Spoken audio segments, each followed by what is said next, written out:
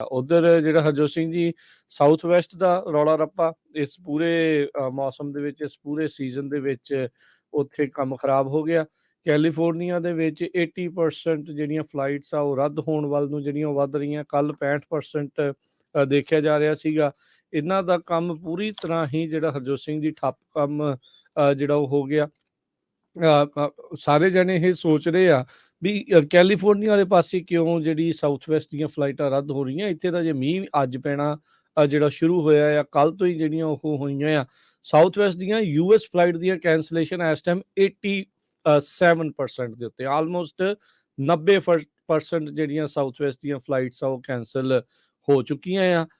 ਹੁਣ ਤੱਕ ਇਸ ਤੋਂ ਪਹਿਲਾਂ highest level of flight cancellations ਦਾ ਰੈਕਡ ਸਪਿਰਿਟ ਏਅਰਲਾਈਨਸ ਦੇ ਕੋਲ ਸੀਗਾ। ਕੋਈ ਚੰਗਾ ਤਾਂ ਨਹੀਂ ਹੈ ਰੈਕਡ, ਪਰ ਉਹ ਸਪਿਰਿਟ ਏਅਰਲਾਈਨਸ ਦਾ ਸੀਗਾ। 83% ਜਿਹੜੀਆਂ ਸੀਗੀਆਂ। ਸਾਊਥ ਵੈਸਟ ਦੇ ਜਿਹੜੇ CEO ਉਹਨਾਂ ਨੇ ਕਿਹਾ ਆ ਵੀ ਸਾਨੂੰ ਅਜੇ ਕੁਝ ਸਮਾਂ ਹੋਰ ਲੱਗੂਗਾ ਤੇ ਅਜੇ ਫਲਾਈਟਸ ਹੋਰ ਵੀ ਜ਼ਿਆਦਾ ਕੈਂਸਲ ਹੋਣਗੀਆਂ। ਸਟਾਰਮ ਨੇ ਸ਼ਿਕਾਗੋ ਤੇ ਡੈਨਵਰ ਦੇ ਜਿਹੜੇ ਇਲਾਕੇ ਨੂੰ ਬੁਰੀ ਤਰ੍ਹਾਂ ਪ੍ਰਭਾਵਿਤ ਕੀਤਾ ਤੇ ਇਹ ਦੋਨੋਂ ਹੀ ਮੇਨ ਹੱਬ ਨੇ ਸਾਊਥ ਵੈਸਟ ਦੇ।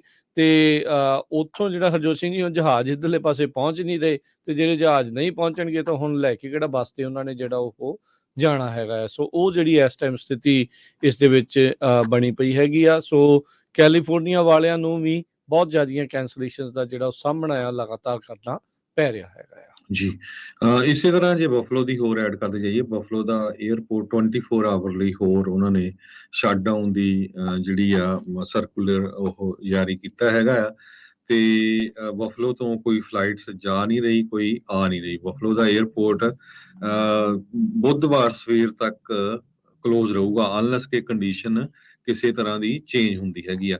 ਕੁਛ ਕੁ YouTube TikTok ਤੇ ਟਰੱਕਰ ਜਿਹੜੇ ਆ ਉਹਨਾਂ ਦੀਆਂ ਵੀ ਆ ਰਹੀਆਂ। ਕਈ ਸਨੋ ਦੇ ਵਿੱਚ ਸਟਕ ਆ, ਕਈ ਰੋ ਰਹੇ ਆ, ਕਈ ਕਹਿੰਦੇ ਵੀ ਬਹੁਤ ਬੁਰਾ ਹਾਲ ਆ।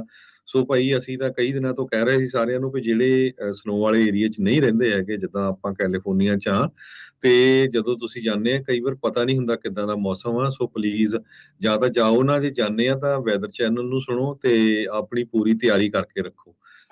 ਸੋ ਉਹ ਕਹਿੰਦੇ ਵੀ ਇੱਧਰ ਨਾ ਆਓ, ਬਹੁਤ ਹੀ ਜ਼ਿਆਦਾ ਜਿਹੜਾ ਆ ਬੁਰਾ ਹਾਲ ਬਣਿਆ ਹੋਇਆ ਹੈਗਾ ਆ। ਬਹੁਤ ਸਾਰੀਆਂ ਨਾਨ ਪ੍ਰੋਫਿਟ ਆਰਗੇਨਾਈਜੇਸ਼ਨਸ ਉੱਥੇ ਜੋ ਨਿਊਯਾਰਕ ਦੇ ਵਿੱਚ ਹੈਲਪ ਕਰ ਰਹੀਆਂ ਜੋ ਲੋਕ ਸਟਕ ਹੋਏ ਹੈਗੇ ਆ।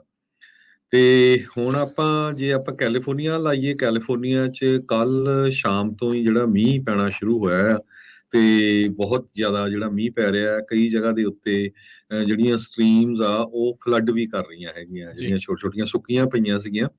ਸੈਕਰਾਮੈਂਟੋ ਏਰੀਏ ਦੇ ਵਿੱਚ ਵੀ ਮੀਂਹ ਬਹੁਤ ਜ਼ਿਆਦਾ ਪਿਆ ਆ ਤੇ ਸੈਕਰਾਮੈਂਟੋ ਤੋਂ ਤਾਂ ਇਹ ਵੀ ਖਬਰ ਆ ਰਹੀ ਆ ਵੀ ਸੈਕਰਾਮੈਂਟੋ ਦੇ ਕੁਛ ਏਰੀਏ 'ਚ ਅੱਜ ਸਵੇਰੇ ਸਨੋ ਵੀ ਪਈ ਹੈਗੀ ਆ।